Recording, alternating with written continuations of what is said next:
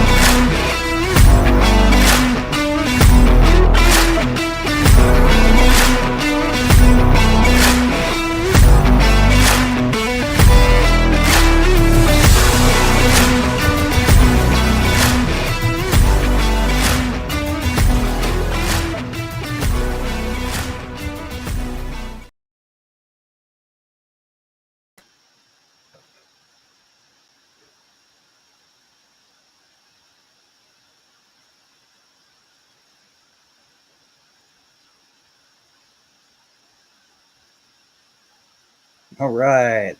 Hey, everybody. Welcome to Sasquatch Random Live. I'm Joe, Sasquatch. Welcome. And let's see.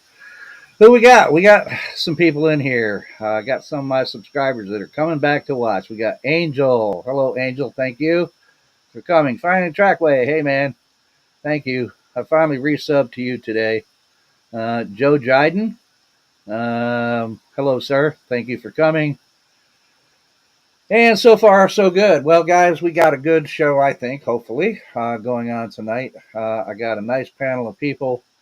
And as you saw from the beginning there and from the title, we're going to be talking about evidence and what constitutes evidence. And in my opinion, some of the things that I'm seeing out there that absolutely do not fall within that definition. They do not constitute evidence. So without further ado, we're going to bring on my panel of people. First of all, I have my lovely former co-host of Joe Ask Wait a Minute What, Jennifer Watkins. Hey, everybody. And then we have Mr. Leon Thompson of Bigfoot Okanagan. Hey. And then we have Mr. Dave Wilbanks from Bigfoot and More. What are you doing? And we have joining us again for another time, and I'm so glad everybody else said no. to do that. Mr. Jerry Matthews of the Book Wasp crew of BC. Hey, and of Joe, course, thanks for the invitation. But not least, our good friend and mentor, a lot of times, at least for me, Mr. Thomas Steenberg. The pipe of knowledge. So, how's everybody doing? Doing good. Good. Excellent. Enjoying I just had a crisis weather. Yeah, awesome. It is. Oh, Leon had a crisis.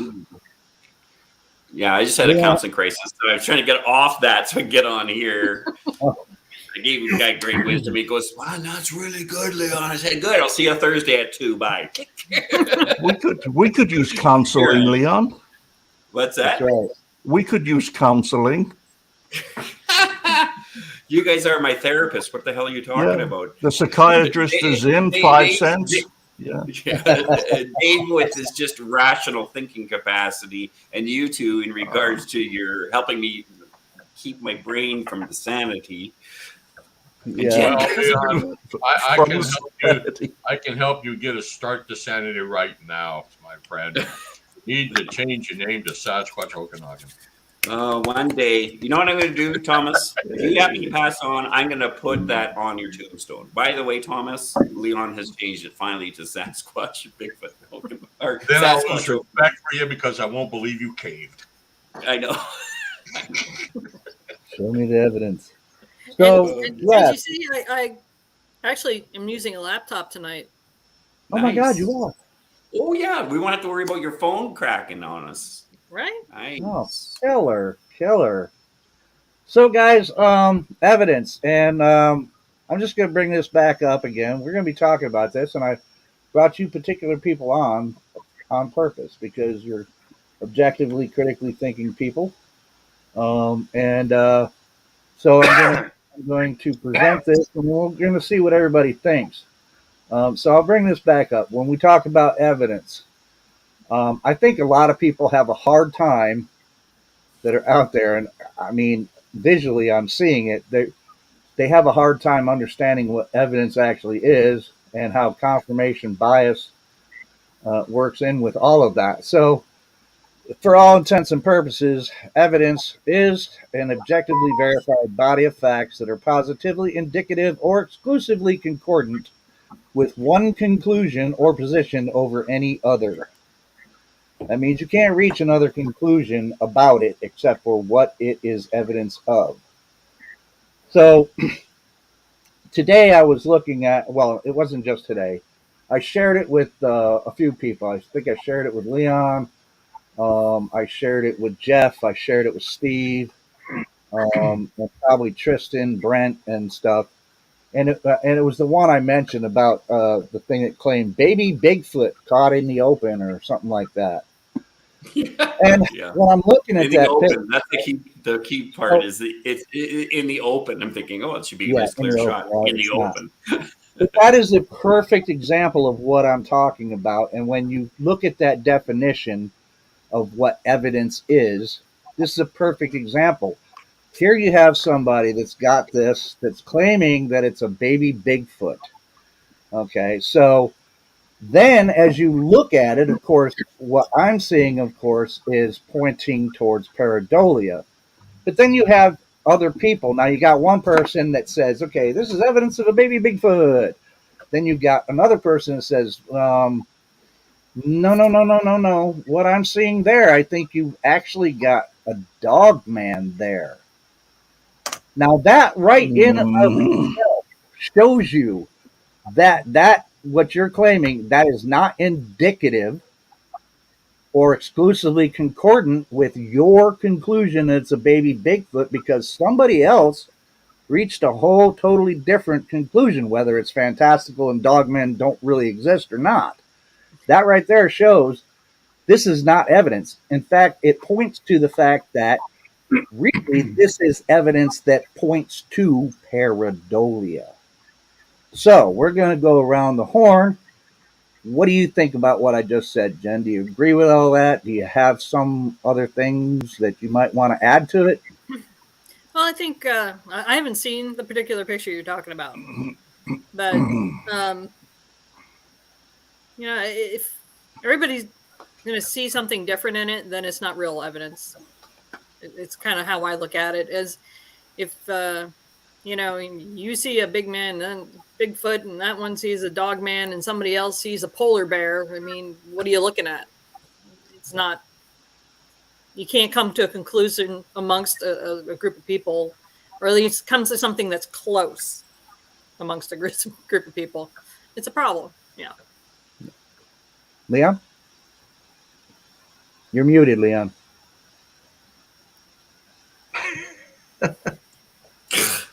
Sorry, guys. No, I just agree. It's like all three of us, or all five of us, can look over your shoulder, Joe, and see that is a sculpture of a Sasquatch.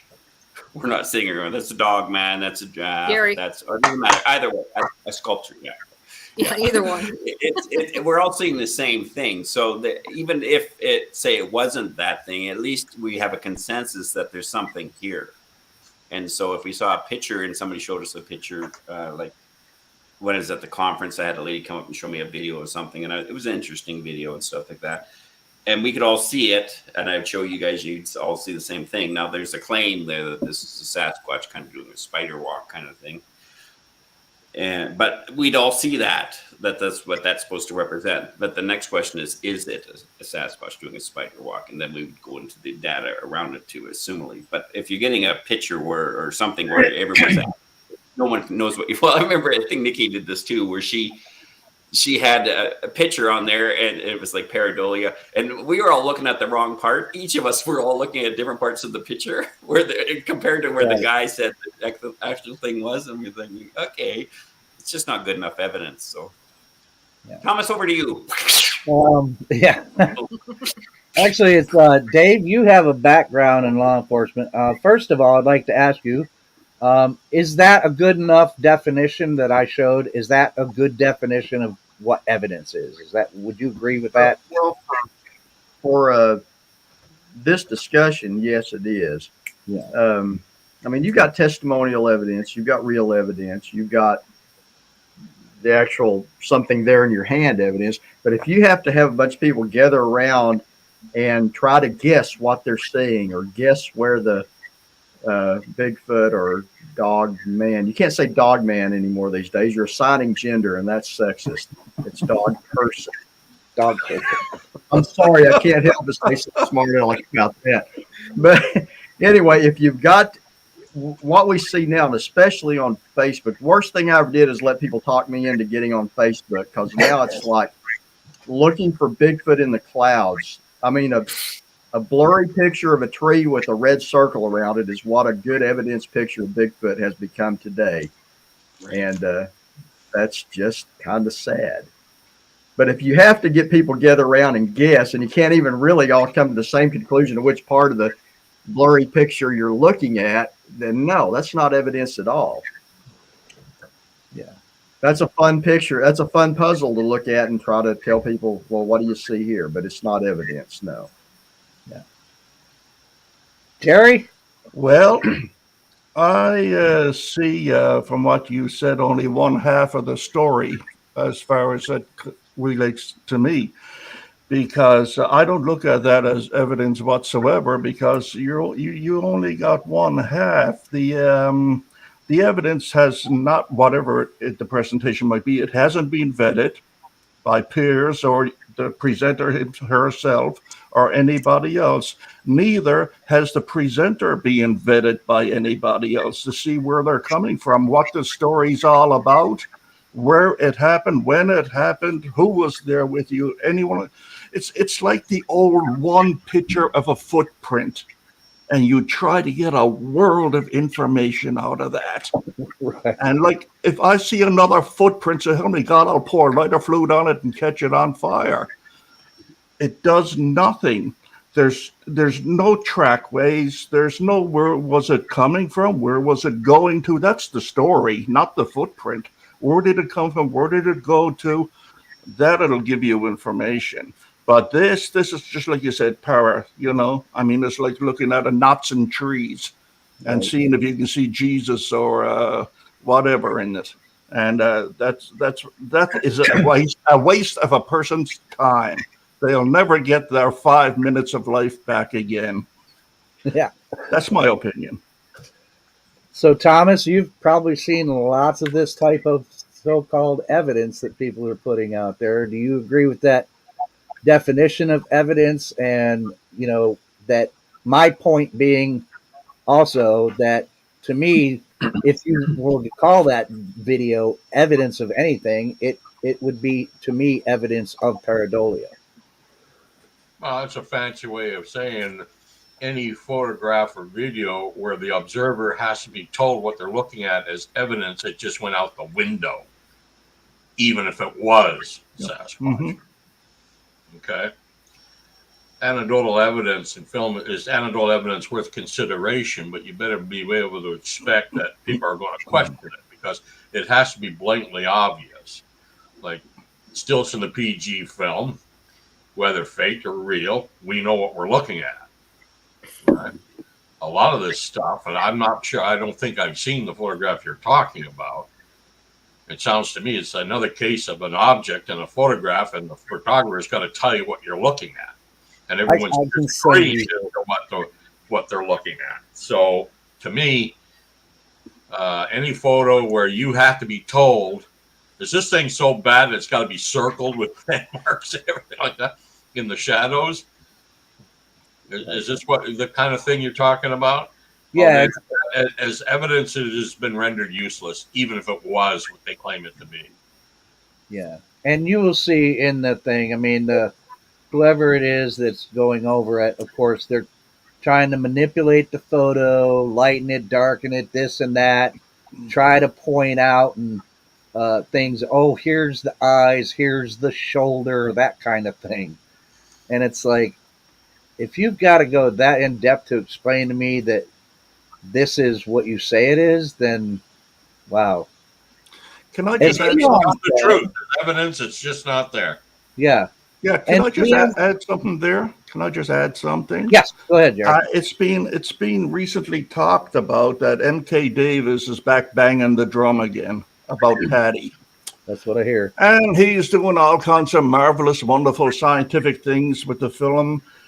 And the first thing that occurred to my head, why? Why? As soon as you make your first adjustment to that picture, it's not evidence anymore. And you cannot believe anything you're looking at, no matter what comes out of it. So to me, it serves no purpose whatsoever to monkey around with the, pardon the expression, with the picture of Patty. You know, it's not going to give you any more information. It's just M.K. Davis on another passion play. And buy my book. It'll come eventually. It'll be a book about it. It'll come. And that's what gets me. That he's what he's attempting to do is just ruin what little solid evidence there is from the PG film.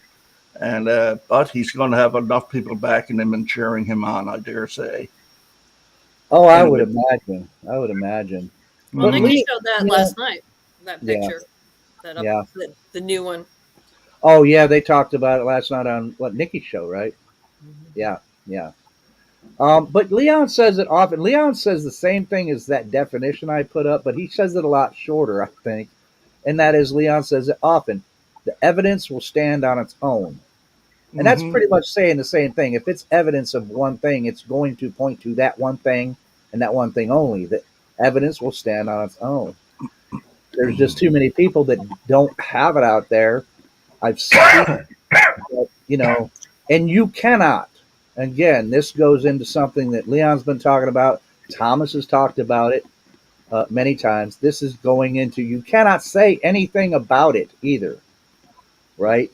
You cannot comment no matter how civil you are, because then, you're attacking somebody's sacred cow. To them, it's not, I don't know how to put this. It doesn't seem like it's about it's not about evidence with them. It's about believe what I say just because I say it and because I believe it. Yep. You cannot say anything. You can't correct people or that person some other insights without them thinking you're being a bully. Yeah, the photograph doesn't stand on its own. The only thing it's evidence of is what a bad photographer you are.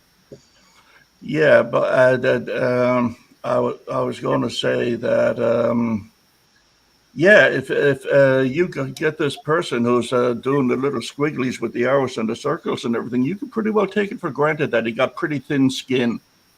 And if you make a comment on what he or she is presenting, like you said, Joe, bully, I'm being bullied, Yeah. Which is, I think, is a ridiculous part of this whole thing. And, the only thing we can do is, just various people keep pointing this out and talking about it and pointing out that how it's really not helping the subject any at all, which is the other thing I wanted to talk about too, which, and it goes in with evidence, because then you got, okay, the conferences, which there's many of them that are good conferences. And I've enjoyed a few myself. They're very good for meeting some people that you may have made friendships with online and etc. that hold a common interest with you and all of that. It's great. But my disappointment is over lately, and I've mentioned this before. Now the Bigfoot conferences seem to, some of them are, I see more of them popping up. They're not Bigfoot anymore. They're a conglomeration of Bigfoot, Dogman, this, that, and everything else. And to me, my personal opinion, that takes away from the legitimacy of actual trying to research Bigfoot. Because again, you've got people at those conferences that are speakers that are up there. They're stating things like they're fact. They're not really. They don't have any evidence of what they're showing or what they're saying. And yeah, people say I pick on the woo. Well, I don't pick on the woo. I tell the woo, if all of that's true, just show me evidence of it. That's the quickest way to shut me up. Yep. Show me evidence of it, and I'll be like, holy crap, you've got something there. Well, there are too many in the so-called Sasquatch community. They're more of a, like, religious fanatics trying to push a faith. They're not investigators trying to solve a mystery. They're not trying to. I think you're exactly right. They don't want the question answered. They enjoy the merry-go-round. They enjoy pretending to be Mulder and Scully. They just enjoy it because it fills some void in their lives. Yeah, well, I said that in a podcast I did. I got nothing against the woo whatsoever. Do I associate with the woo? No. The reason being, they don't show me any evidence of what they are talking about. So why should I waste my time? To me, it's just it's like Nikki's slogan: "Show me what you got." Show me what you got. And that's where the story ends, right there. Yeah. And I've noticed that it doesn't really, a lot of it, to me, it's really not about these people wanting to provide evidence. It's about a popularity contest. It's about who can tell the best story about how much they know about Bigfoot and be in the spotlight. That's what I'm seeing a lot of. I had there was a fella, and I won't go into it too much, but there was a fella called a friend of mine, and one of his statements to that friend was, "Yeah, I've been on such and such a podcast, blah blah blah," and like, this is supposed to give you legitimacy, and it's like, it's not about what he's trying to say about Bigfoot that he knows. It's more like, look at me. Another one I saw was on another podcast. Got a lot of energy, and I understand he's young. He's on a grand adventure of his life. That's great. But none of what he's giving out is solid information on Bigfoot. And not that a lot of us have a lot of solid information on Bigfoot. Thomas, I'm going to start with you. What would you say that you've seen in your life that could fit into the definition of what evidence is? Well, there's only two types. Let's keep in mind there's only two types of evidence: anecdotal evidence, which is worth consideration, and hard evidence. And if you're trying to establish a new species, prove its existence, hard evidence is what science has always demanded: the creature itself, a body or piece of body, sufficient skeletal remains. Everything else is anecdotal evidence of consideration. Right? To me, the stuff that impresses me is the footprints I can't explain away and things like that. DNA analysis of a hair that they can't identify. Doesn't mean it's Sasquatch. It just means they can't identify it. But the fact they can identify it makes it interesting. Right. It's at least pointing in a certain direction. Yeah. And away from whatever other conclusions you can come to. Right. So yeah, I agree with you. I would have said footprints is some of the best. And you're right. I should have specified physical evidence. Yeah. And yeah, so footprints for me, yes. And I know we can argue all day long, and some people do that. Well, even if it's a Bigfoot track and you know that it's not hoaxed and it's an actual footprint, you still don't know that Bigfoot did it because you didn't see the Bigfoot that left it. Well, I don't want to go into that argument because at some point it becomes ridiculous to have that argument, right? You didn't see the Bigfoot put that footprint down. Well, if you've already objectively verified that it is not these other things, such as a large human being with flat feet or any other animal that is known that happens to be native to wherever you are, then it's got to be something else. And we might as well, we might not be able to say for a fact, but we can point to, well, it's probably this thing, right? I mean, can anybody correct what I'm saying to make it more correct? Well, I think, oops, why I think this is the problem is, look, if you have a suspicion of evidence that makes you curious, the evidence should keep leading you along to other evidence that's reinforcing the prior evidence. And what I find, I got this idea the other day, I think it was on Jeff's show, when Trackway was talking about, I think I should do a video up between what happens when you have a belief, or you have a belief system that has a topic, and the topic turns into a religious style of thinking. And that's why I mention all the time, it's like Parkinson's law, triviality. The issue, the topic that we're supposed to be investigating is Sasquatch, but the ideas become more important in the narration you're hearing online by the community of whatever system it happens to be, compared to what the actual original topic is. And so we have all this idea up here, but what we should be building on is the topic of Sasquatch, and then the ideas that people can lay personally down on the particular topic. That way you don't have to second guess any data. Like I've mentioned numerous times about, let's go, throw any information away, put it up in a cookie jar. Let's, like some of this evidence that people are claiming has been like 50 years old kind of stuff. Let's take that data, those informations, like I still get a kick out of certain people who claim that, well, I sent it to cryptolinguistics.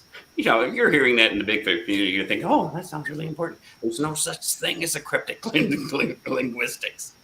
They don't exist unless a person puts what is it? Your own shield up outside of your store. Cryptolinguistics, stop in. If you have any crypto kind of, there's no such thing as a cryptolinguistics.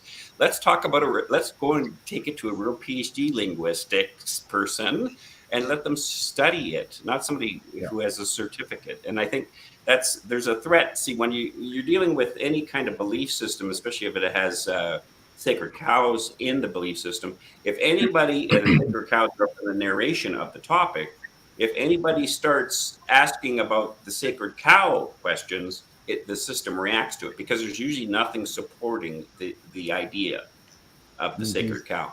And if you start poking at the sacred cow, people emotion, this is where cognitive bias is. We all have our own cognitive bias about ideas that we think are theories. When it moves to cognitive dissonance, that's now an emotional thing. So we have an emotional reaction. This is why we get a lot of backlash from people when we start questioning, because emotionally they feel like we're attacking them, which you've heard numerous times out of their mouths. Well, you're attacking people. No, if you're asking us to look at the evidence and we're talking about the evidence should stand on its own. That's why we're looking at the evidence, not you. Mm-hmm. If you keep persisting with trying to defend it with a narration that's not valid, then the problem with that is it makes us suspicious of what you're actually claiming. And I mentioned this at that conference we were at Merritt. I said, there's a reason why back in the 50s and 60s, they started saying for entertainment purposes. That's a legal term. It's because prior to that, over 100 years ago, people would believe these things. And those people who knew that people were gullible enough to believe those things used to abuse people by taking money away from them, snake oil salesman kind of thing. And that's the problem with the Bigfoot community online is really starting to turn. And Tom, we're really, well, especially in the States, watching you guys from as a Canadian looking at down in the States, this cultivation of a culture now, Bigfoot culture. We have all these conferences and all that, and the idea of all of the cultural part, not the topic, not what the original topic is, but the idea of the culture now is taking over the brain thinking resources of people trying to discover the topic. So it makes it hard for us, because back in Thomas's day, when we started, in Jerry's day, it was just about the topic. We've got to figure out what the topic. But the ideas are now more important, unfortunately. So, David, did you I want want to to say something? address this comment from Batmom and let her know that Batmom, I am not talking about encounters here. I am talking about people who present stuff online and call it evidence. I'm not talking about encounters. I'm not talking about somebody saying, well, I saw Bigfoot and this is what it looked like.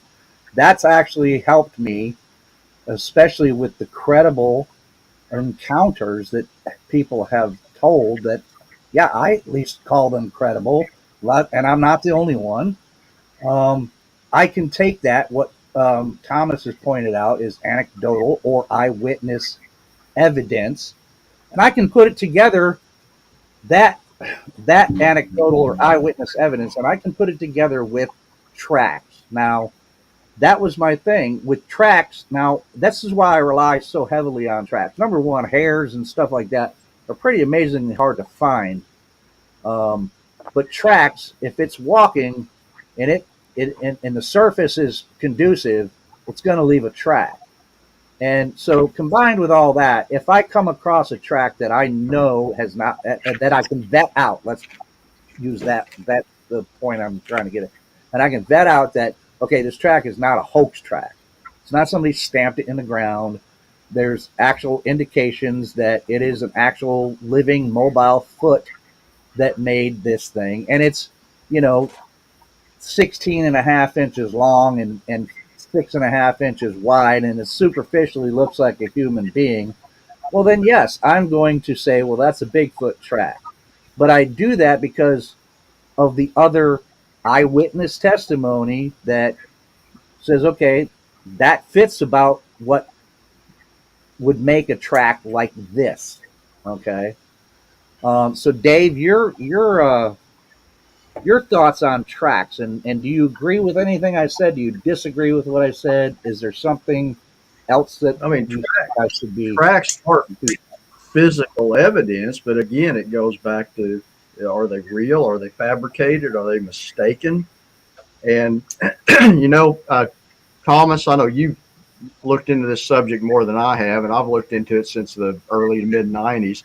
I kind of miss the old days when hoaxers at least went to a little bit of effort, because you know what I mean? I mean, they would at least, go to the effort to make the track at least look real or something. Where now it looks like somebody just literally mashed the ground and stuck their thumbs 5 times in there, or stuck their thumb 3 times and say, this is a 3-toed species, or, just all these outrageous things. But yeah, footprints are, if you have somebody that's an expert, like on tracks and stuff, like Jeff Meldrum, that spent a lot of time looking into stuff like that could give you a more accurate account. But I've seen a lot of tracks that I'm like going, seriously, that I'm not an expert on that, but I can tell a fake like that. But I agree with you on that. You're right, David. People are too quick to point and yell Sasquatch on every little hole in the ground nowadays. Yeah. And back to back. Okay, my time. The old days. When someone did hoax something, they put some effort into it. There was actually a little bit of work involved, not only in faking the tracks, but actually getting anyone interested in them in the first place, because you had to write letters, you had to buy stamps, you had to send pictures, get them copied, and send them off. With this little invention that we call the internet, great tool it is, anyone can do almost anything and claim Sasquatch nowadays. And they do. And I think, quite frankly, hoaxing has reached epidemic proportions. Yeah. Now, like, one thing that I've wondered is, was there not a footprint found where Patty walked? There were a lot of footprints found. Several, from what I understand. Okay, so like, doesn't that qualify as 2 forms? Yes. You can see, and there's footprints. Does that give it any more validity to anybody, or no? That's a good question, Jen. I guess it would depend. Thomas, wouldn't you agree? Does it depend on whether you believe that Patty was an actual Sasquatch? or not? Well, that's still the same. It's still the same question, but the fact is, the PG film is not only a film of a Sasquatch; it's a film of a Sasquatch making footprints, and later on, there was a second film of the footprints. Right. Those footprints were cast, 2 by Roger Patterson, and 10 more by Bob Titmus 9 days later. Well, sometimes like because you guys like see it prints the multiple layers of the same thing in the same place is more valid. And a lot of people, I mean, granted, it's an old piece of footage and it's an old piece of evidence, but still, there's at least 2 forms of it there. And it's always been a question of mine, like why doesn't that count just a scooch more than something else? Good point. Well, it does. It does. It does in the. Yep. It does in the sense, but it also goes back to what I said before.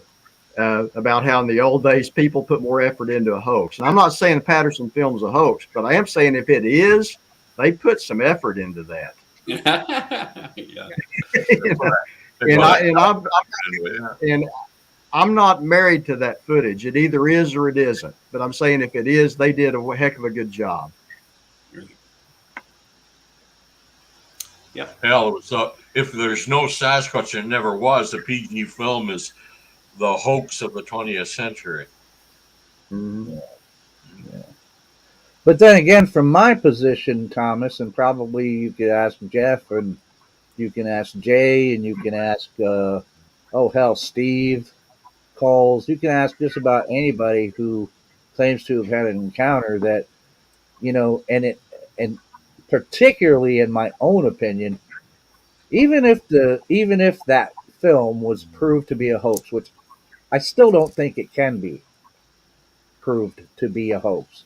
Well, people have been trying to do that for 50 years. Yeah. Even if it was proved to be a hoax, to me, that does not mean that Sasquatch never existed. Because I think that what that thing was that I encountered stalking that deer was a Sasquatch. Now, I don't have that stuff that fits in that definition of evidence to show that to me, even myself, and I obviously don't have it for anybody else. But, I mean, it wouldn't, if it was a hoax, I still would be like, Sasquatch is real, because I don't have anything else that puts that thing in a box. And anybody that's ever seen one, I think they probably feel the same way as me. But, well, yeah, if I was in your position, Joe, and I had a sighting like you had, to me, everyone who's still questioning the existence of Sasquatch would sound like a nut. Well, I don't think so, because I understand why people question it. I know you understand that haven't seen it. But for us who weren't in your eyes that day, it's still an open question. Right. Look at me. I've been researching for 1978. I may have had a fleeting glimpse once, and even I won't say I saw one. Even though when I look at the circumstances and remember what I saw, I can't figure out what else it could be. Right. But I can't say it because I'm just not sure. Right. I'm saying you didn't see it clear enough. It wasn't, say, 40 feet away from you. No, it was more like a mile. So, yeah. I couldn't see details, so I can't say with 100% certainty it wasn't a big, odd-looking man way up there. But boy, well, he was a freak. Yeah. Yeah. Just to add a bit onto that that's what really been in my head the last few months. You guys know this a bit because I've been talking about it more. Is the idea that if these people have had encounters with running into a Sasquatch, the disservice of the system, the Bigfoot online scene, is doing such a disservice to those people, because it should be firing us up in regards to upping our game in regards to the research, so we can give you guys answers. Because I mean, both you, Joe, and Jay, especially you guys, especially Jay. I mean, what is he? I'll say 69, not to get myself into trouble with him. But he had it when he was 19 years old, so he's carried it every single day in his head, as he says. So he's carried that for years, and that's when you talked about earlier, the two are the things that make us think that the tracks are facts to me. I've come across tracks that I just can't, and I do tracking, so I can't categories these tracks other than things that have to do with the idea of what a Sasquatch is supposed to leave in regards to tracks. Can I be wrong about that? Sure. Because it's not like the other thing about science is the only thing that you get rewarded for by proving the other person wrong, because it moves science forward in the science community. And this is why you vet the data in regards to peers, right? And sorry, you got somebody backstage, Jeff. I do. Oh, it's probably Bill. Could be. Oh, hey, there he is. Sorry, Leon. Hey, Bill. I saw it pop up. I just want to make sure. Yeah. Hi, Bill. Now we have the complete buck Bill. too here. But the other thing too is like the people that I run across. That the other reason I mentioned this at the conference too was the tracks are one, and the other one is people with PTSD after encountering them. I mean, it has a very when a person has PTSD, there's a very psychological thumbprint on that style of personality that's had an experience. And we're not talking about somebody who has PTSD when they're younger, projecting or that PTSD onto a present day event. I'm not talking that. I'm talking about a person who hasn't had PTSD, has it because they've run across a Sasquatch, has to be medicated, don't sleep it well, regurgitate it over a lifetime like Jay. Think of it. That's almost 50 years every day wondering.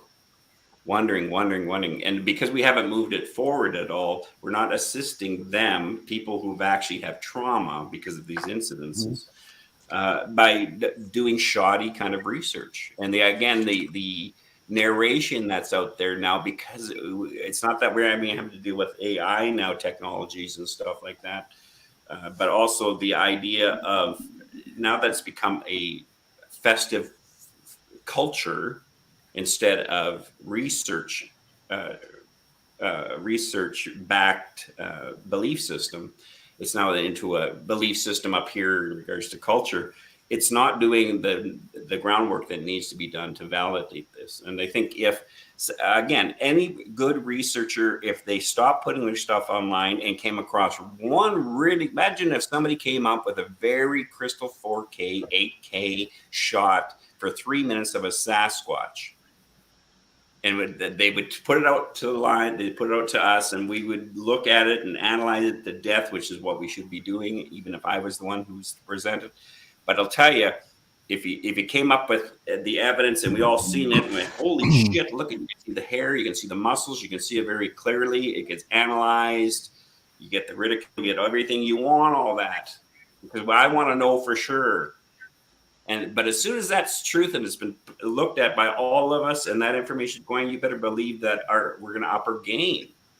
It's kind of like the idea of if they find us dead Sasquatch on the Trans-Canada Highway or any other highway in the States, and they know they're real, you better believe just the general populace who is are going to be into the woods all the time. Because there's something tactile, and that's what we're missing in the community is something tactile. We don't have anything tactile. What we have is narration of stuff that's supposed to be factual stuff. I mean, well, that's the point at which you will see all this other stuff about supernatural, Bigfoots, and etc. all disappear, because then that's right. There wouldn't be a question. And that's the thing about the evidence too, that even people that I genuinely think are trying to be honest about it, they can't help it, and I understand it. I got away from it because I realized, when it comes to, there's even got, as I said, and they're still stuck on the X's and the structures and etc. And this is the way that I'm looking at it. Is that, I was all into that. Oh my God, and I want people to understand this isn't about whether I think Bigfoot could do it or is capable of doing it. It's the fact that I know that there's other conclusions that can be derived from these things. There's other conclusions you can arrive at that that could be the possible cause of this, right? The tree breaks, the blah blah blah, the thing. So what it comes down to is, okay, you're saying that this structure automatically, oh, this is a Bigfoot structure. It's like, well, no, because I know that indigenous people can build them, bushcrafters can build them. Sometimes nature itself can just cause different limbs and trees, parts of trees to pile together and look like a structure. So what you're left with is you have to prove that it is. What evidence? Where is the evidence when you come across something like that? You have to come out with, okay, you say it's Bigfoot. What evidence is there that's indicative of and exclusively concordant with that conclusion that you just made, that Bigfoot did this? And it's not out there. It's just Bigfoot made this structure. Oh, because the branches are broken and not cut. That's not evidence that human beings, have an amazing power to actually break things too. Well, you So, see, I thoughts on that? consider any of those things that you mentioned as evidence, nest twisting or anything like that. I don't consider that as evidence of Sasquatch. What I do consider as evidence is getting back to the footprints again, because the footprints to me are a tangible thing that's in front of you, a very unusual thing. I don't mean just a footprint, I mean a Sasquatch footprint, which has to survive in certain perimeters to qualify as a Sasquatch footprint. And where these footprints are found, yes, they are fake, but many are found in places that nobody would fake. Why would they fake something if nobody's going to see it? 150 miles off the nearest road and under a tree limb. Who the heck would go to a place like that just to put down an imprint in the hopes 1,000,000,000 to 1 that somebody will see it? Now, to me, I find it rather comforting that there are footprints, because it's the only thing keeping me in the game. I find it very comforting. God bless you, footprints. Yeah. Because you're the one that everything to do with Sasquatch is piled up and resting on top of it. Or you could say that we got footprints and then nothing above it but air. And that's all we got is speculation and storytelling. And it is the footprint that makes it, to me, a zoological, Thomas would love that word, a zoological creature. Just like a bear, a grizzly, a moose, a donkey, or a hog, it leaves footprints behind. So Mr. and Mrs. Wu and other paranormalists, why would you have a creature that leaves footprints behind, but yet is a supernatural being? Yeah. That's what gets me. And Bill is chomping at the bit. 1 second, I was Bill. going to ask you, Bill, any thoughts on the what I said, what he said? Let Jerry finish off, and then I'll get my. Okay. I'll be fast. Yeah. Like I said, the footprints is what does it for me. I came in on this many years ago, and the PG film never did anything for me. It's not what my interest is based on whatsoever. If the PG film was proved to be a hoax tomorrow, I wouldn't bat an eyelash. Who cares? It's such an old piece of evidence now. It's never going to be decided upon one way or the other.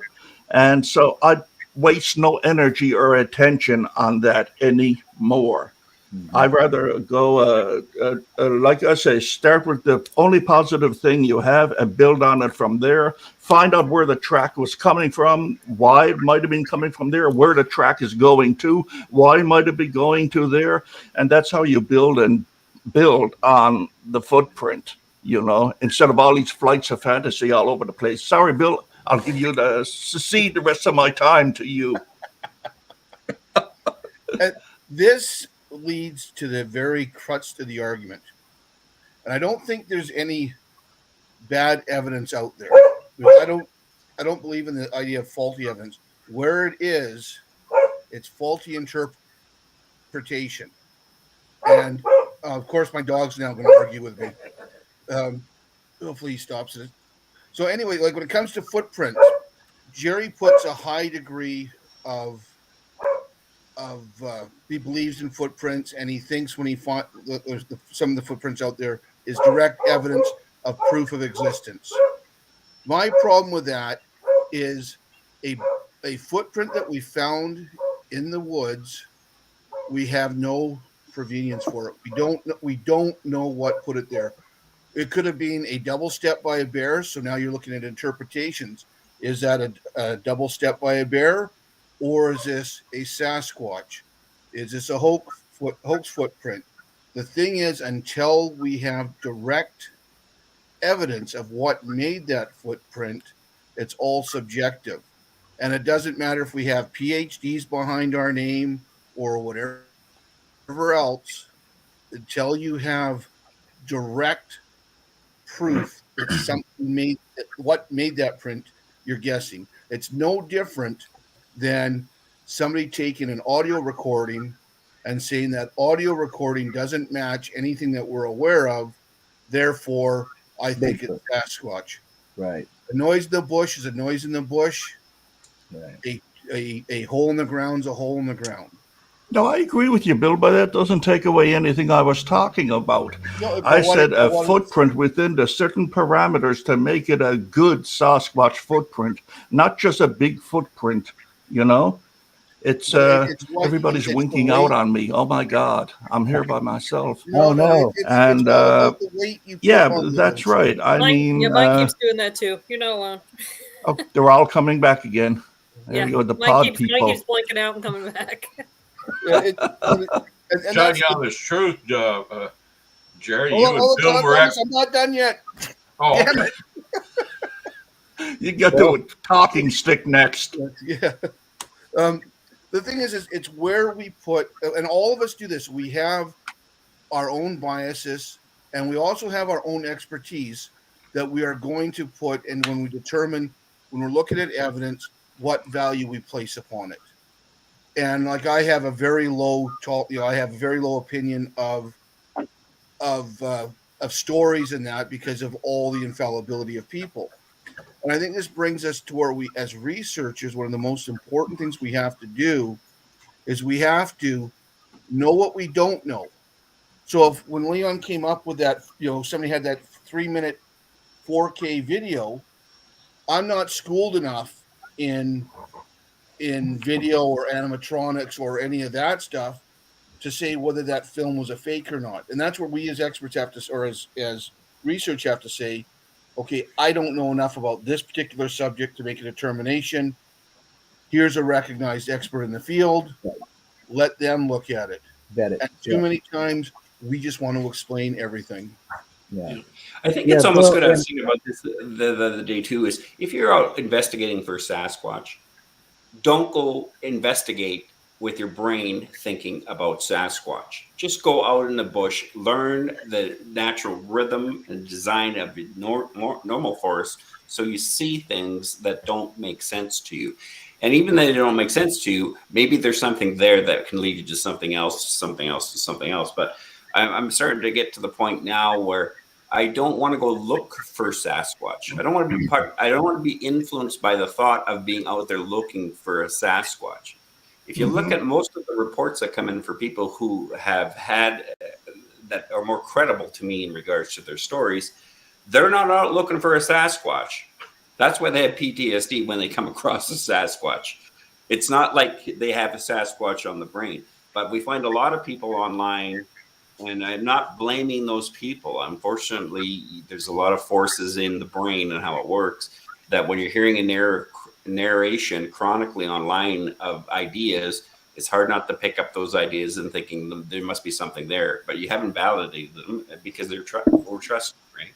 And you don't know whether the person knows what they're talking about.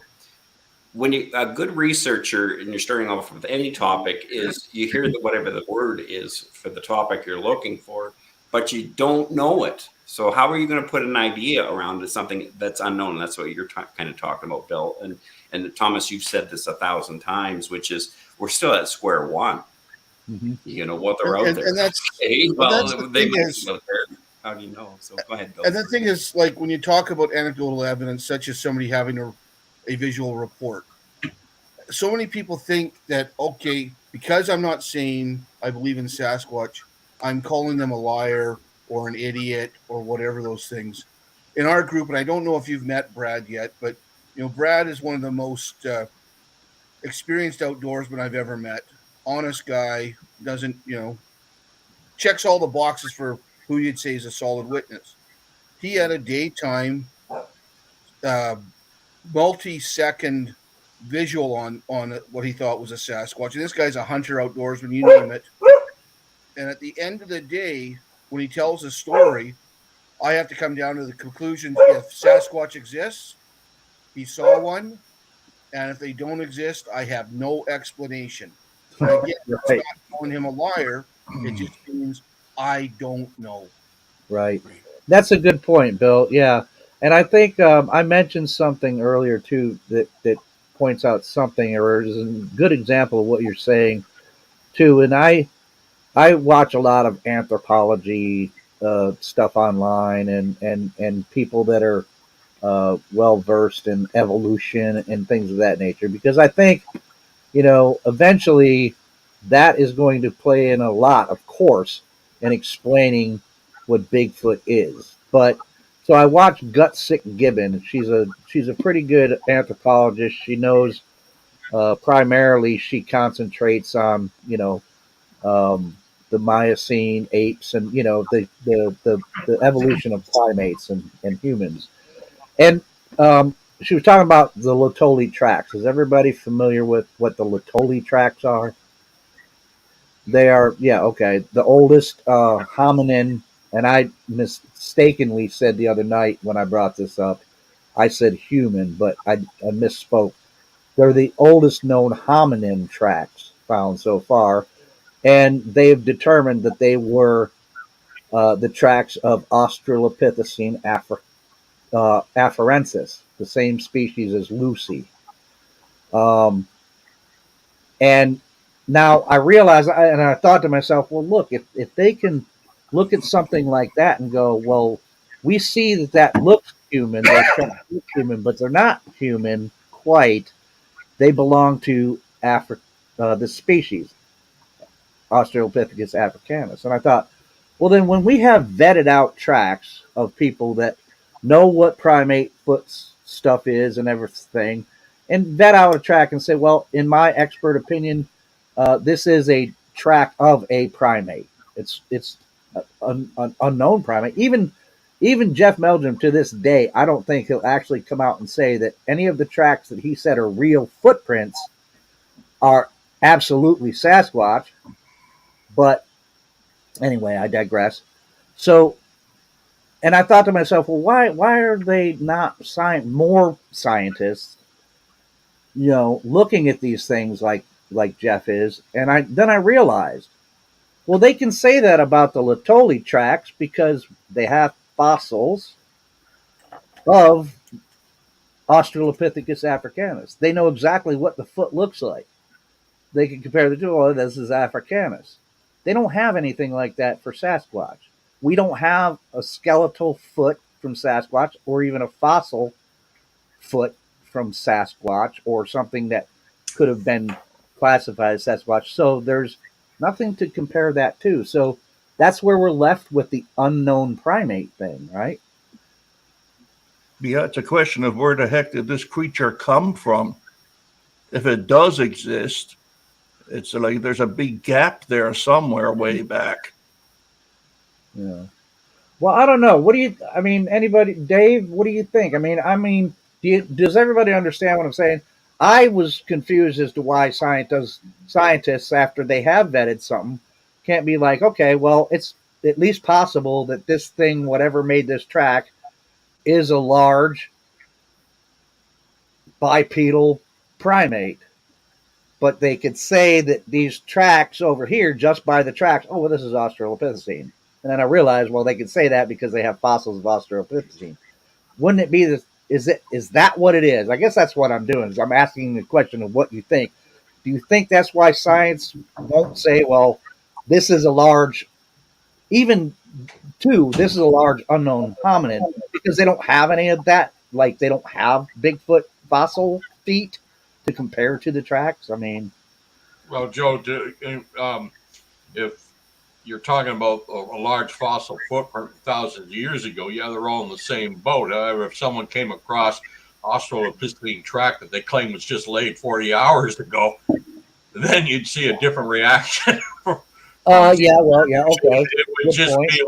be like Sasquatch. Yeah. Good point. Good point. Yeah. Right. Again, no, Joe's exactly right. It's basically, if you see a track and you go, hey, that's a vibram sole, you can say that because you have a vibram sole to compare it to, right? For like a human, and that's exactly what we're talking about.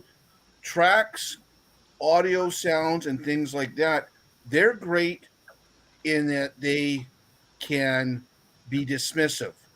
So, example, what I mean by that, if you take an audio sound that's unknown and you go and take it to an expert, and then all of a sudden they can match it to an owl or a coyote or whatever, then it's excluded that from the pile of evidence. If they can take a footprint into an expert and they can show you how it's a double bear track, then that can exclude that from the evidence. But unfortunately, all we can do with audio sounds or tracks that we can't exclude by identifying as something else is put it in an interesting pile and say, one day we may be able to know for sure what that is. And that's exactly what you're talking about with those Australopithecines.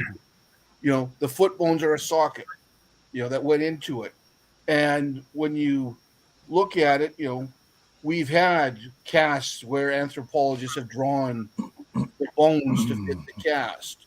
So when we say science hasn't done it, well, some scientists have, and whether, and again, it's how much weight you put into their theories. And Right. A good example of Bill's talking about was Grover Krantz putting in the skeletal patterns in the Bosberg cripple prints. The cripple, yep. Yeah. About the sounds Boswell, convincing, sounds good, but other anthropologists say no. Thomas, does the fact that the Boswell cripple footprints being found by Ivan Marks, does that take any of the credibility away from it to you? The fact Ivan Marks was even involved in that case throws a dark cloud over the whole thing. Okay. Yeah. The tracks, I think, I'm just expressing my personal opinion, I think still could be real, because the late Randy DeHinnon told me that the tracks that were cast, the ones that were found in the snow by the tracks, he found them. Marks didn't. Okay.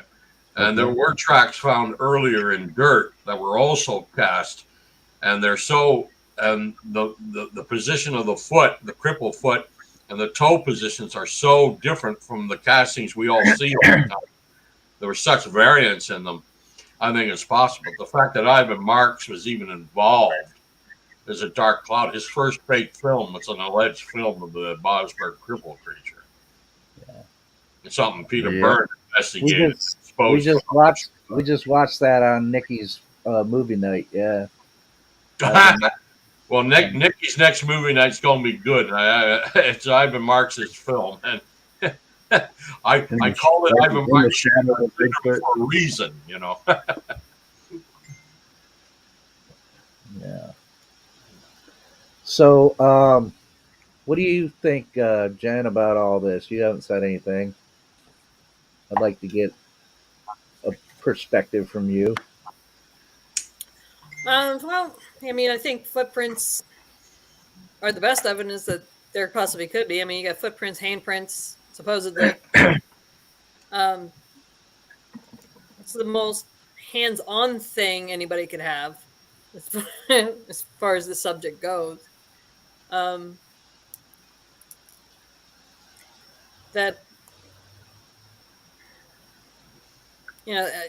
are there going to be other professors that come out and probably, well, maybe. I mean, there's a couple that are working on it that you don't hear a lot about, right? There's some other people that are looking into the subject. Yeah, well, see, that's often been my curiosity.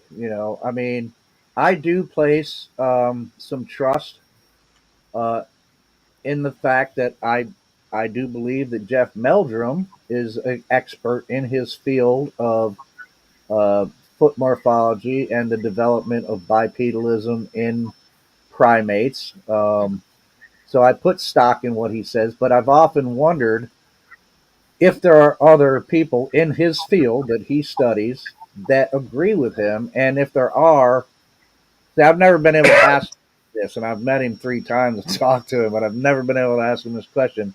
If there are, is the reason why they're not as public about it as he is because they don't have tenure like he does, and etc. You know? Well, you would think that, well, he can probably just write on his own name at this point, but like if he would take something that he's got and he would take it to somebody that is also in his field at his level and say, look at this and come with me on this, and put something behind this and get other people involved. Would that help? Would that not help? Will he do it? Why doesn't he do it? If he is the person in the field at this point, him and Cliff Brockman seem to be the foot guys. Right. Which I have something I can send you. I got something from Cliff at the last conference, and it's interesting. But anyway, if these guys can go and find other people to take their findings to, their cast, their what they're working on, and take it to somebody else also in the field of their credibility, and say, hey, what is this to you? And get others involved, it might move something forward a little bit anyway. More than one guy out there, with a point of view. Right. Actually, I want to get to this over here real quick because he has asked several times. I'm not sure what it means, but it's a question for you, Thomas. It's from Grasshopper, who says, Thomas, ask Mr. Kirk what he saw and how he feels about it now, being time since we saw it. If you're referring to the sighting by 4 or 5 individuals outside the gates of Sasquatch Provincial Park in January, February of 2017, John Kirk adamantly believes it was the Sasquatch they saw that day. Was he the only one who saw it? No. Well, there, yeah. There were 2 American researchers were coming up to visit. His wife, Winona, and Jason Sarkeesian. The gentleman that asked the question was there. In this case, and Jason is not so convinced. John Kirk is. So it's a matter of opinion. Yeah. Yes. I talked to Jason about that, and he never had the right camera with him anyway to take a shot of this thing. But according to his point of view, the only one who got a good view of it was John. Mm-hmm. As far as when Winona spotted it first, John was looking right at it, and John was basically describing, but it was in shadow, and it was a fair distance up the hill. But John Kirk is convinced it was the Sasquatch they saw. Both the Americans, Grasshopper was one of them, I believe. I think they believe it was an actual Sasquatch. And Winona definitely thinks it was Sasquatch. Jason, who was just got there right when it arrived during the incident was occurring, didn't really get a good look at it, but so he's not so convinced. I was there with a bunch of them a few days later and found a few tracks, alleged footprints. So it's proof that something or someone was up there. Who knows? It's another interesting case. Yeah. But to answer his question, John Kirk, every time I've talked to him, is adamant that it was most definitely a Sasquatch up on that hill, outside the gate at Sasquatch Provincial Park in 2017. And for clarity, guys, that area where they found the footprints, that is a popular pooping area for people that are coming off that trail down below. So, it's tread carefully when you go into that area. So it's not like it's an area where there would not be any footprints. Well, and that note, Bill, most of the pooping trees are right off the pullout. This was kind of away from that. Have I taken you there? I was there a couple days later, and I looked at those footprints that I was less than impressed with. Why would he want to go to the pooping tree? I know people who would like to put that poop in their freezer and say it is a Sasquatch. Right outside the park. Right outside the park there. If you go to the right, you're going into the park, you go to the left, you're going up Harrison Lake, and there's a pull out there where most people pull in to unload their quads and their ATVs and stuff to head up the lake, you see. The government's never put an outhouse or anything there, so when people got to use the facilities, they use nature's. Yeah. Beautiful Dave, British what's Columbia. Dave got to say? What's that, John? I said, poor Dave's sitting over there. What's Dave got to say? Yeah, I was gonna say, Dave. How would you even bring up the subject? Hey, you want to go to the pooping tree with me? I mean,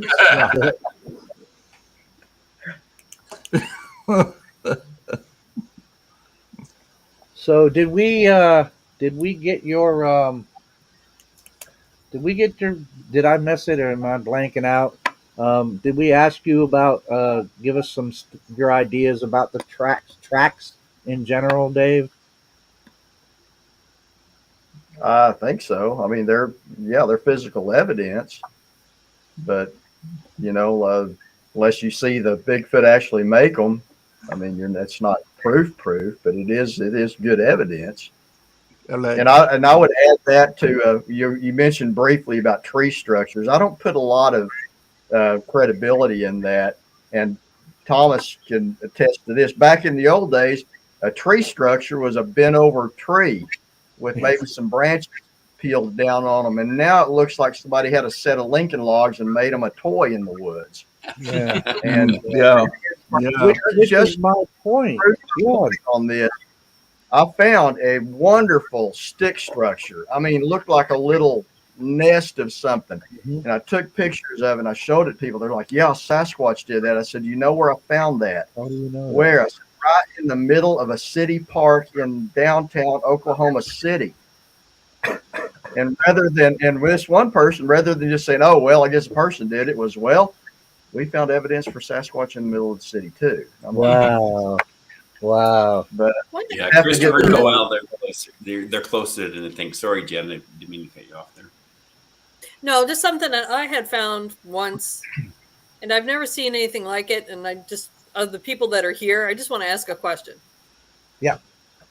All right. So probably about half mile off trail. So not a common walked area. But branch, probably about 8-9 feet up. The bark had been stripped off the bottom of it, one big strip, and flipped over the top of the branch. And there was a couple of them in a row like that. It was just one long big strip and flipped over the branch. And it was hanging down. I've never seen anything like. Has anybody seen anything like that? Is that anything that anybody's heard of? I just found it unusual. I can't say one way or the other, but I just thought it was. Did it go along the trail? No, we were off. It was off trail. There was a little pond. We made our way back by the pond. There was blackberry bushes, and it was opened up back there. I was I found a foot track in the general area, and I found those and a couple other little things. But I've never heard of anybody talking about that particular bit, and I just wondered if anybody heard of anything like that. I want to add this because I've got to go here pretty quick and get ready for my own podcast in a few minutes. But when you're talking tree structures, this is what I want to add. I'm not saying Bigfoot would not do that for whatever reason.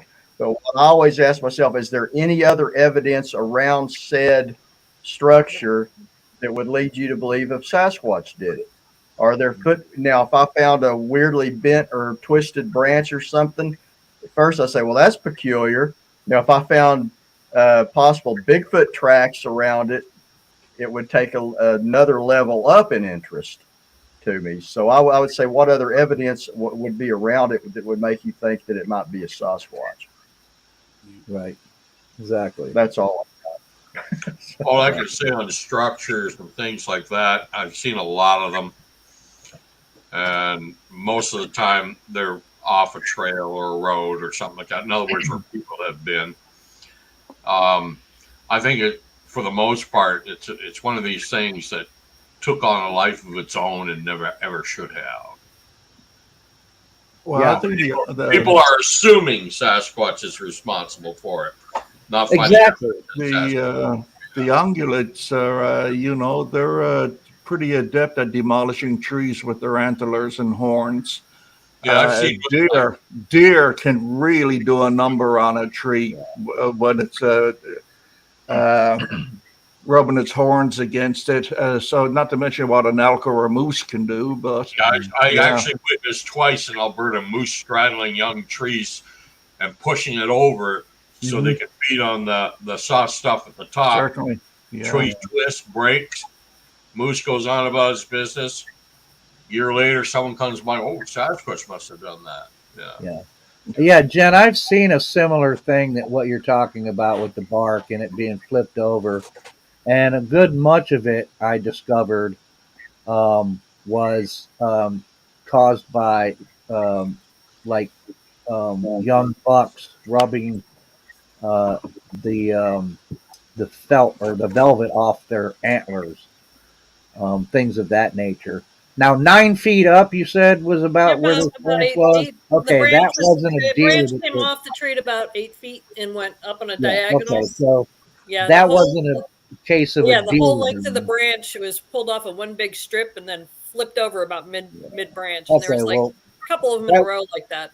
That wouldn't fit the deer rubbing his antler things. That sounds a little too high. But what I would do was something like that. I would look it up and just pose the question, Google it.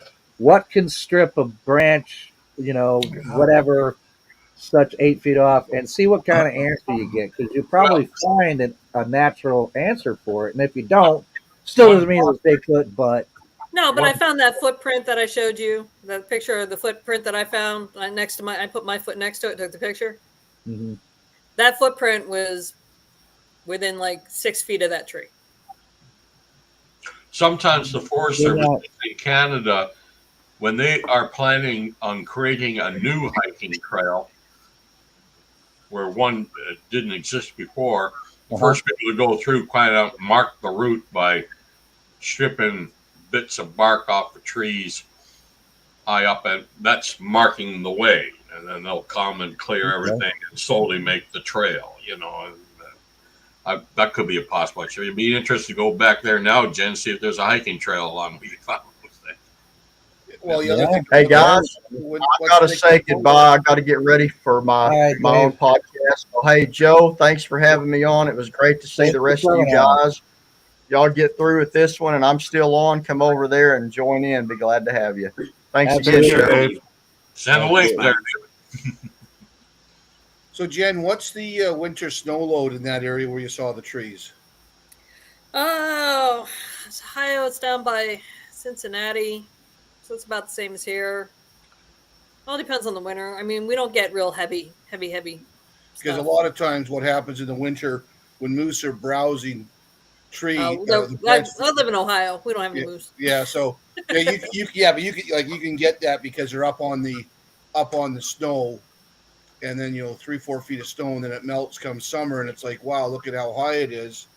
But you might have browsers in your area that do the same thing, or even it could have been a bear stretching up, especially if there's a print. If if it could have been a double bear print you saw, not a Sasquatch, it could have been a bear browsing. I mean, 80-85% of their diet's vegetation. Yeah, I've never seen it pulled out because it was just one big long strip, about 3 feet long, 4 feet long, and just flipped over the branch as a strip. Was it old? The whole thing was there. Was it aged? Was the bark still green on it? It wasn't. Was the bark, It wasn't was real bark old. was It was. like It was white? starting to dry out, but it was the middle of August too.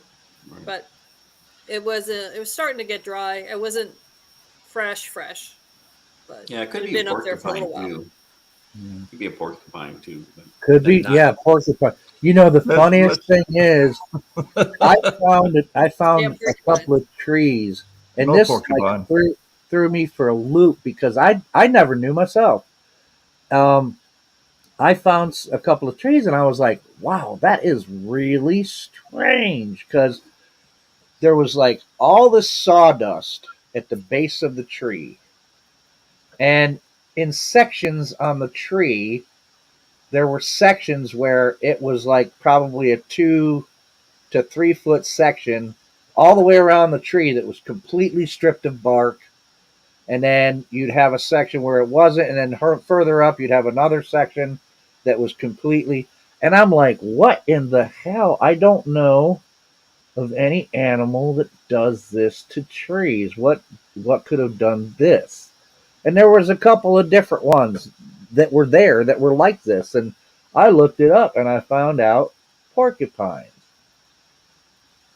Now, I have never seen an actual porcupine. I've seen quills from a porcupine and part of a porcupine hide, I guess, that I've found with my buddy Mike from Tactical Bigfoot Research. But I've never seen an actual porcupine ambling around the forest here in New York. I know we have them.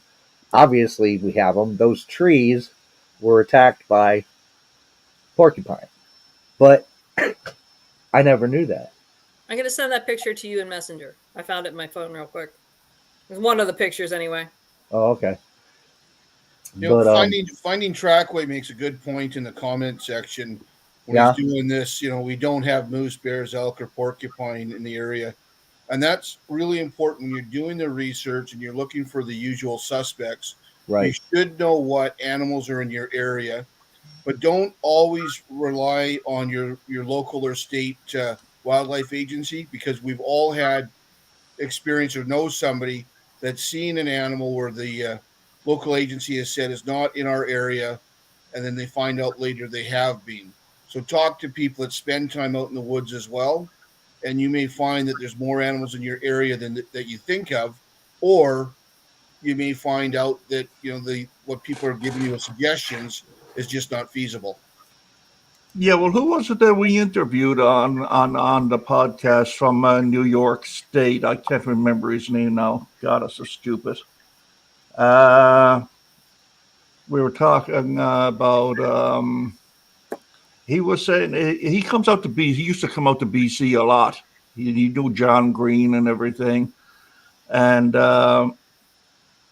he was saying that he does a lot of work around New York State, a lot of his investigations and everything. And he said something like it's supposed to be a zero bear population in an area that he does his work. And he found out that the bear population was making a huge comeback. really, yeah, Yeah. Whereas officially, no, there's none in that area whatsoever. He said, yeah, there's a lot of them. Yeah. He's gotten in touch with the government to inform them, yeah, you better get up there and do a census, and see how many bear you do have. see how many bears. Yeah. Okay. Yeah. Here's that picture. I just never seen anything guys. like it. I've never seen anybody post anything like it. Yeah, that's true. Hang on, share screen, Facebook. There we go. What do you think, guys, of that? Can you see it good? Whoops. Sorry. Ah, damn it. Hang on. Let's go back to that. There it is. There's another Yes, picture of it, as we can see that. But that was the previous. So that's two different angles.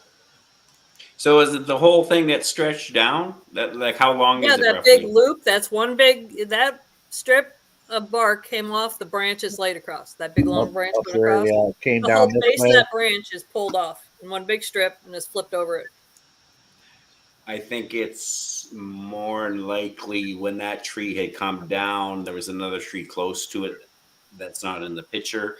And as it slid down the other tree, it peeled that part off. My first thing was I thought it looked like cause sometimes First Nations, what they do is they use that type of bark for a basket, especially the way the length is and the width of it is. I don't think that's what it is. So I think, but I'm not there. I don't know. But my suspicion is it's still a living tree. No, I know that tree is. Like you're saying, is the bark laying over it though, or is it part of the tree? It's laying over it in a big flap. It's like flipped over it. Yeah. Right, but it's part of that tree. Yeah. The strip of bark that goes over the branch that's hanging down is the bark off the bottom of the branch. Right.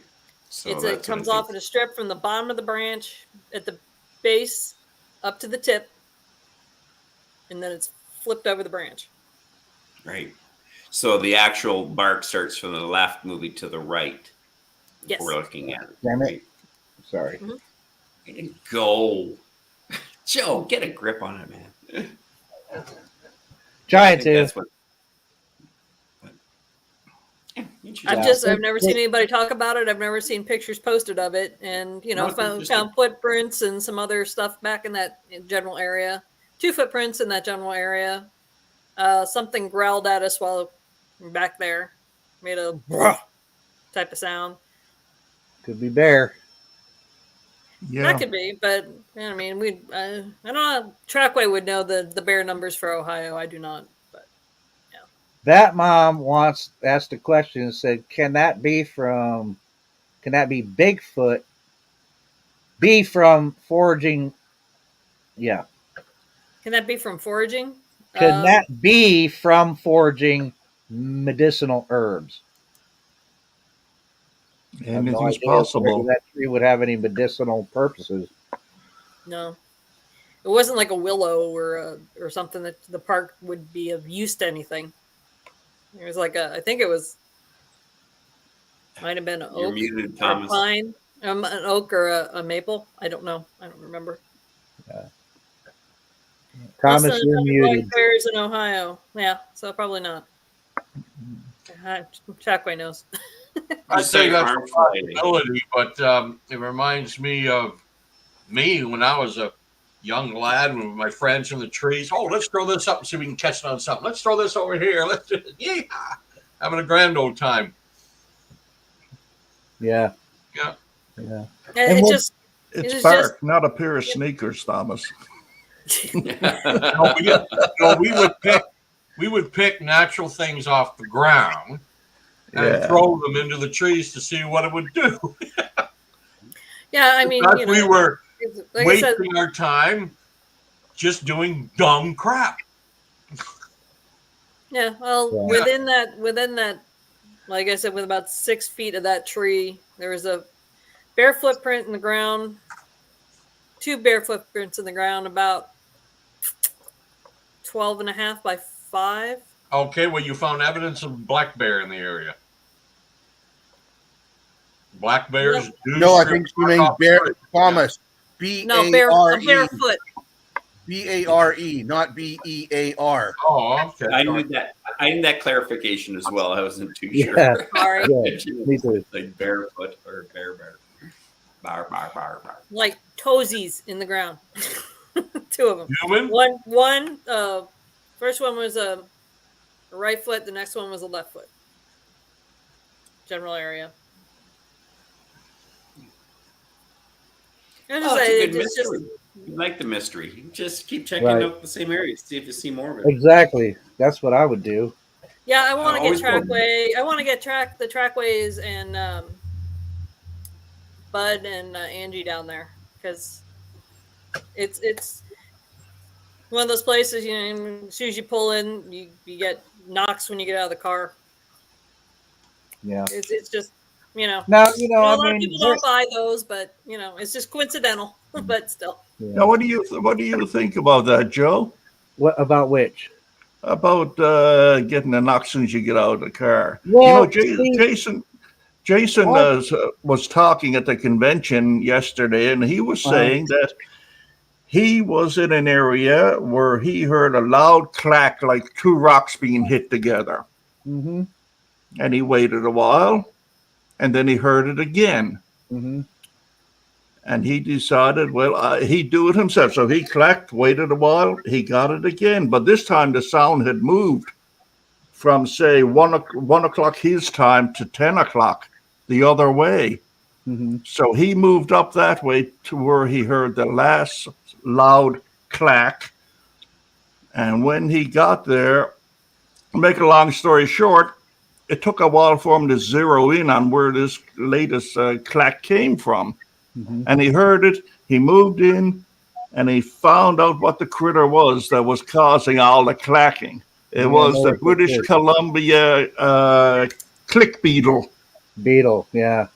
And that That beetle, that was Alex who found that.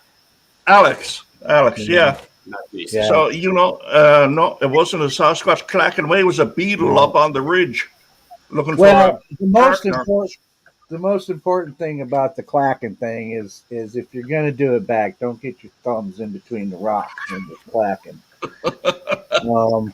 But no, speaking from experience, as far as the knocking goes, now the clacking thing, I've never myself personally experienced any kind of rock clacking myself. Now, yeah, I've heard different noises in the woods that you could say sounded like wood knocks.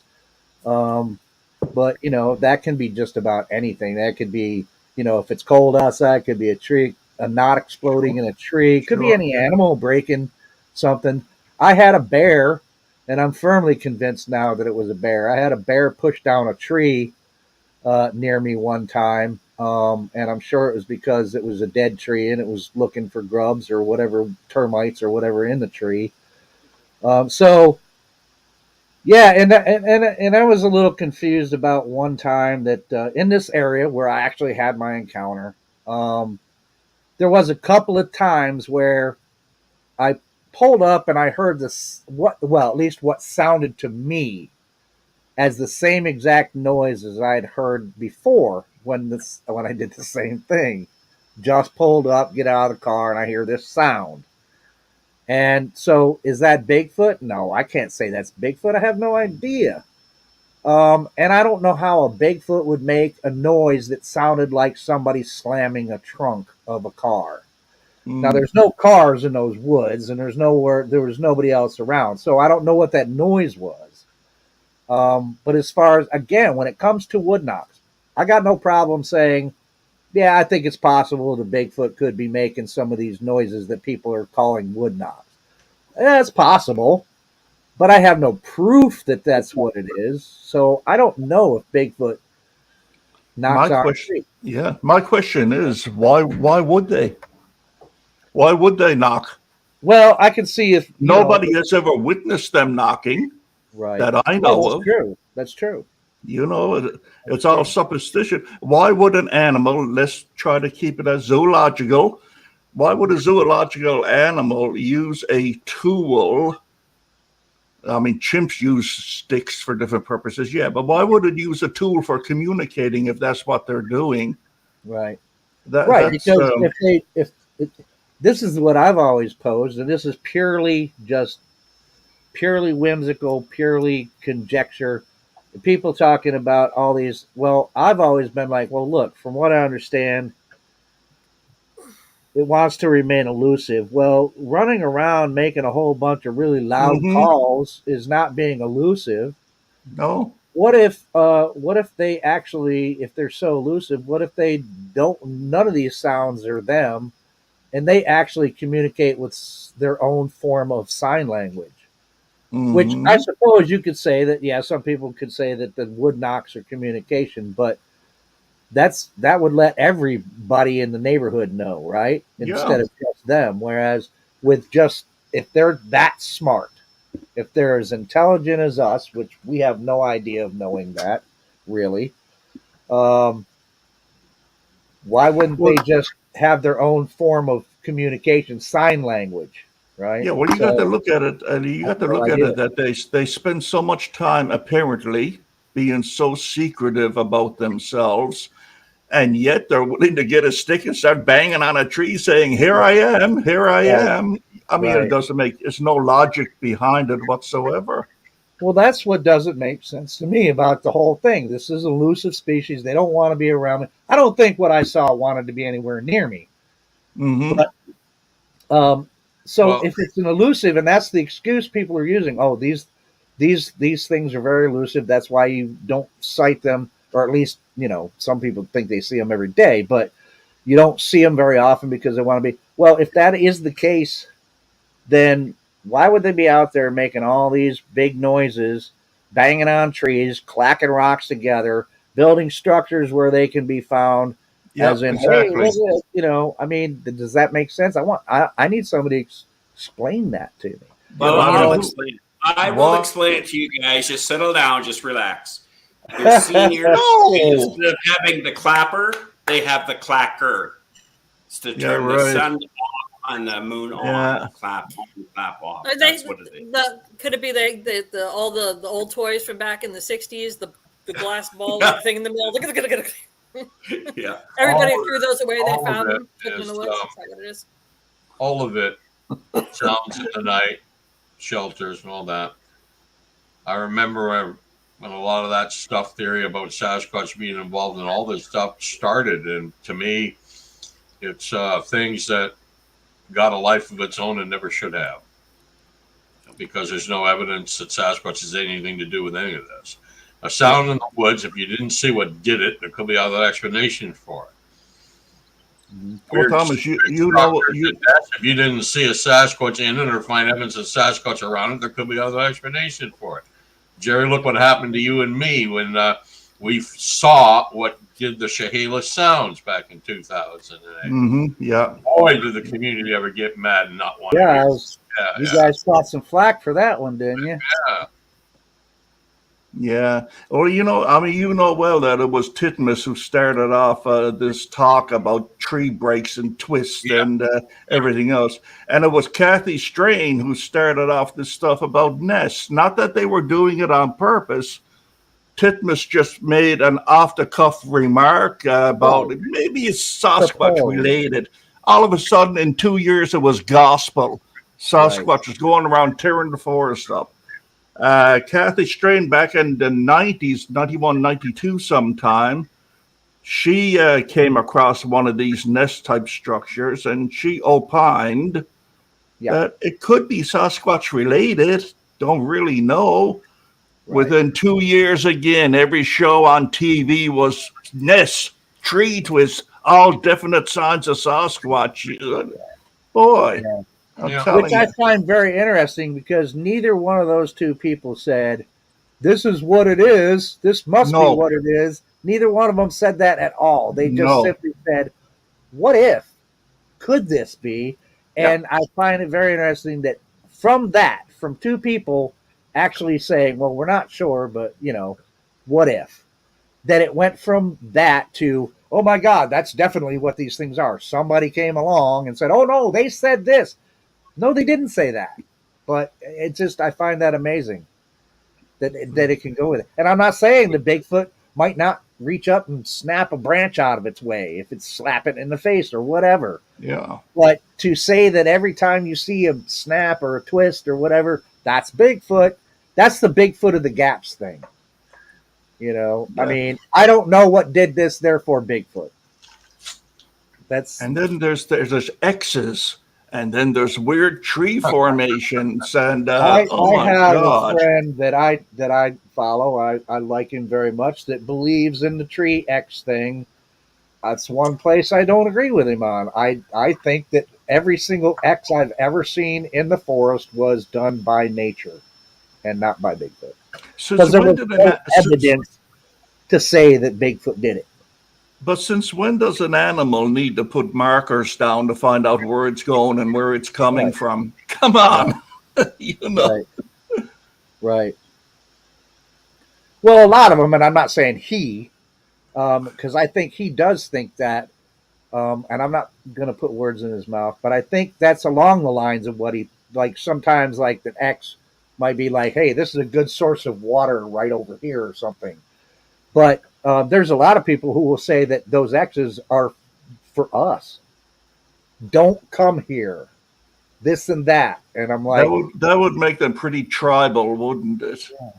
And would if they were also going to mean leave that social they markers all over the place, that would also mean that they know our alphabet because we use X to mark the spot or X to like that's what X means to Yeah. us. Why would that mean the same thing to a Sasquatch who's a totally different absolutely. species? Probably. Wouldn't they have to know our alphabet in order to communicate? You know, I mean, I don't get it. No, because an X is a if you take a circle, the simplest way to block access to a circle is to put an X on it, and that's all you're doing with a trail. So it doesn't have to be a letter of the alphabet. Okay, thank you, Bill. I mean, a way of blocking off a trail. Okay, well, thank you for that. All right, okay. That is one aspect I didn't think of. Okay, so maybe Bigfoot does it to block a trail, but why would they know? I just Well, and this goes back to people that think whether they're a forest people or that they have a long-standing tradition of communicating with the indigenous populations. okay. So if this has been going on for thousands of years, we're the dummies for not knowing it. I don't agree with that, but I'm just saying these are the explanations. The same as when you talk about, the tree knocks, there are people that think that Sasquatch use infrasound. Oh, Well, absolutely. I know that. Yeah. we know infrasound is used by elephants as long-range communication. Yeah. So Tigers. if you believe that Sasquatch have infrasound, would it not make more sense that they would use infrasound to communicate that we can't hear Right. than knocking on trees? Which the only time we really see that in primates is a threat display when they're trying to intimidate you.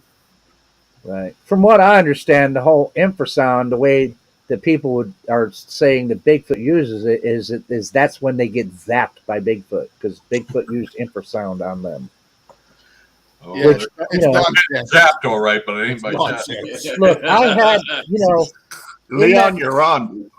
in that incident that I mentioned earlier about the bear pushing over a tree, I thought I felt something. Well, I didn't know it until later on, but I felt something that very akin to some of the sensations that they say you can get from infrasound, right? The infrasound causes.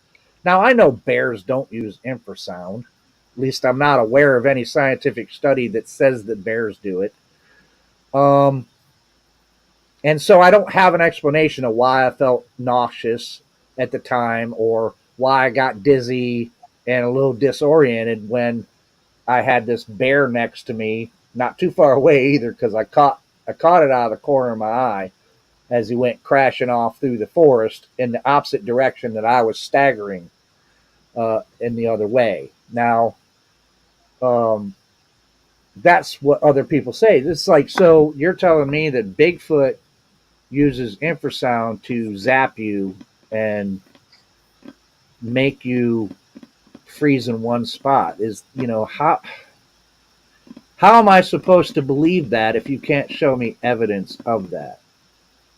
And why is Sasquatch so privileged to have all of these powers that no other creature has, including ourselves? Well, Yeah, even infrasound, if Sasquatch has it, it's the only higher primate that does. absolutely right. So that has to play into everybody out there that's pushing some sort of supernaturalness, Well, yeah. which you cannot prove. And it's unfalsifiable. So, and I know a lot of people that don't understand science and the scientific method do not understand what that means when somebody says that something is unfalsifiable. It doesn't mean that, so therefore it's true. That's not what it means. So, what do you think, Leon? You're rubbing your chin. You must be thinking about something. I'm thinking about my spaghetti I have on the oven right now because I haven't eaten anything already today. So. Well, we have been on for a bit. I do want to get off before Dave's show comes on, and Jeff is also on at 9. Jeff has Brent Dill on with him. No, What? no, Dave sorry. says. Dave has Brent Dill on with him tonight, and Jeff has another fella. I forget his name. I'm sorry, but yeah. So, but that's cool. Anybody have any final thoughts? Bill, you were the guy that was jumping on last, and you hadn't had much time to say a whole lot about anything else. Do you have any kind of other words of advice for us before we close out here, or for the people in chat? Well, I think when it comes to Sasquatch research, I mean, when you say keep an open mind, often an open mind is just an empty can. You know, it rattles the most, right? But when you're keeping an open mind, what that you really should be doing is don't prejudge any piece of evidence before you've had a chance to look at it independently. And if you can look at a piece of evidence and given your background and everything else, if you can make a determination whether you think that's evidence for the positive, for the negative, or you need to refer it to the back burner until you can gather more data, that's the thing to do. Keeping an open mind doesn't mean that you listen to every piece of snake oil salesman out there. Yep. Thomas?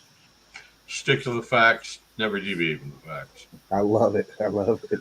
And Jerry, final words. and Jerry, stop hogging the pickles. Jerry. Yeah, right. There you go, Thomas. Yeah, inside joke there. Inside joke. Don't mention keys, Bill. Keep that up, Thomas. People are going to talk about you two. So I think you three are getting interviewed by Alex on the 16th, aren't you? Yeah, Bookwa crew. I'm talking to you, Bookwa crew. Are you I'm guys aware going of to that? Harrison for the show tomorrow. No, but the 16th, aren't you? What's the date tomorrow? 16th. The 16th. Oh God, I can't believe it. I was trying to get up there I was going to hopefully get up there to see you guys on the 16th. I thought it was a week away. It's not. It's tomorrow. Well, that won't be happening. Oh, wow. And by the way, Leon, well done in your first presentation the other day. Yeah, man, that was dire circumstances you were operating under, and you pulled it off, man. You did one hell of a job. Yeah. Yeah. Well, thanks for filming it too, because it helped me kind of see. Considering my notes all went to the Sasquatch vortex, so I had to wing it. But yeah, I appreciate that. I think the other thing about. Sorry. Go ahead, Leon. I'm sorry. I was just going to say, listen, if you ever come across anything interesting like Jen's talking about there, when you first do that, your brain gets activated of what it might be and stuff. Go back and revisit it about a week or 2 weeks later, because you'll come with different eyes and a different perspective. You won't have Sasquatch kind of reverberating underneath their surface, and you'll see things more readily that you maybe didn't catch the first time. That was the only thing I was going to share. So. I would just say always carry a good degree of skepticism with you and vet not only the evidence, but the person providing the evidence as well. Some people just put out misinformation, but there are others who put out disinformation, and it's hard to tell between the two at times. So keep your skepticals on and, keep the bar up, and you should get through okay. Jen, the lady of the group, final thoughts? I think if it catches your eye, document it. If it's good, if it's bad, if it's in between, if it catches your eye and you go, well, that's weird. Take a picture of it. Can't hurt. Sure. Can't hurt. Document it. That's it. Document, vet, do all that good stuff, people. And as we said, the evidence will stand on its own. And if it's true evidence of what you think it is, then it'll point to that conclusion and that conclusion alone. If you can come up with other conclusions besides the one you think, then it's not evidence of what you think. If that makes sense. So Thank you, chat. I love it that you guys have come back. I'm slowly gaining back my subscribers, and thank you guys for jumping in and listening to the show. I hope you had a good time, and hopefully you thought about something in a way that you hadn't thought about it before, and gives you some kind of new information to kind of maybe have you think outside the box. I don't know. So thank you, my guests, everybody. I'm glad you guys all were able to show up for this. This is perfect. And I hope to have you each and every one of you on at separate other times. Bill, you, of course, when I do the panel talks with these guys, you have an open invitation. If that interests you, when I do another one, if you're available, I will message you. If I can, or I'll message one of these guys, since I don't think I can get a hold of you directly. That's probably why I didn't just send you one myself this time. But and Leon, Tom, Thomas, uh, Jerry, Jen, thanks guys. You really helped out on this one. So Thank all you. you guys in the No, chat, thank you. I Good one, love guys. you. Hit the thumbs up, guys. Yeah, that's right. Please hit the Hit it, thumbs hit it. up, share, subscribe if you haven't subscribed, resubscribe if you were subscribed. Hit that notification and all that stuff that I never ever said before, but I'll say it now hey, because it's got to get the channel back up. can I just say one thing, Joe? I Sure. mean, it was about a week ago I put on our face page the question I put forth: what would you do if YouTube suddenly went and all your stuff was gone off the air and you didn't have any backups left on your computer to re-upload them again? Would you go through all the trouble of rebuilding your system again, or would you just say, oh, forget it, I'll I was spend my that close. time on other people's shows? I was that close. I was that close, but I decided I'm rebuilding the channel. Good So, for but I was you. that close to that. Yeah, I was pretty close to that. But I'm like, nope. There's too many people that are telling me they want me to stay and all this other stuff. And how can you not react to that when you have people going, "No, you can't. You can't leave. We need you." I mean, I'm human. I'm going to react to that. My ego's going to react to that. Got to be honest, right? So yes, I'm rebuilding the channel. So Good job, man. Good job. We need you and others like you. thank you very Yeah. much, Jerry. And same goes for all of you people. So good night, everybody. I love you. Don't sweat the petty stuff. Don't pet the sweaty stuff. And we're going to be out in the forest. Good night.